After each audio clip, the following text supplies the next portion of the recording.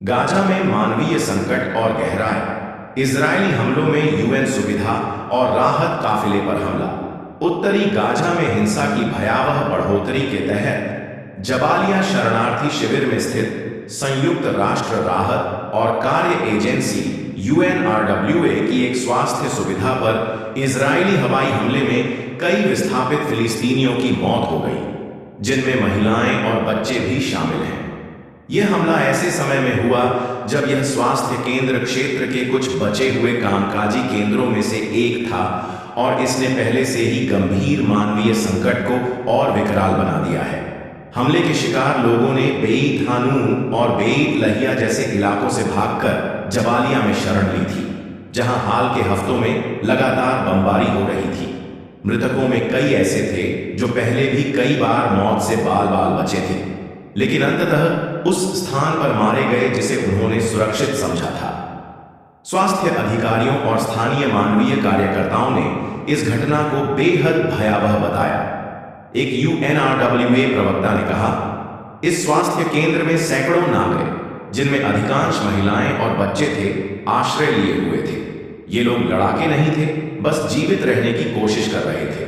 संगठन ने इस घटना की तत्काल और निष्पक्ष जांच की मांग की है, यह दोहराते हुए कि उनकी सुविधाएं स्पष्ट रूप से चिह्नित हैं और उनके स्थान की जानकारी नियमित रूप से इजरायली सेना को दी जाती है।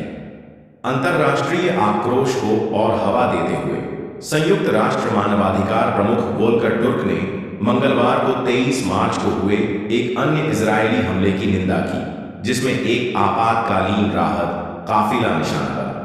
यह काफिला कटे हुए क्षेत्रों में आवश्यक सहायता पहुंचाने की कोशिश कर रहा था जब उस पर हमला हुआ। इस हमले में 15 चिकित्सा और मानवीय कर्मियों की मौत हो गई और उनके शव उनके स्पष्ट रूप से चिन्हित वाहनों के पास दफन मिले।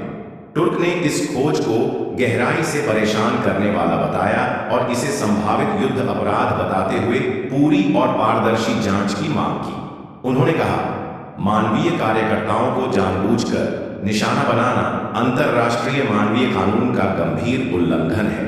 इससे न केवल जानें जाती हैं, बल्कि जीवन रक्षक सहायता प्रदान करने वाले संगठनों की कार्यक्षमता पर भी गंभीर असर पड़ता है।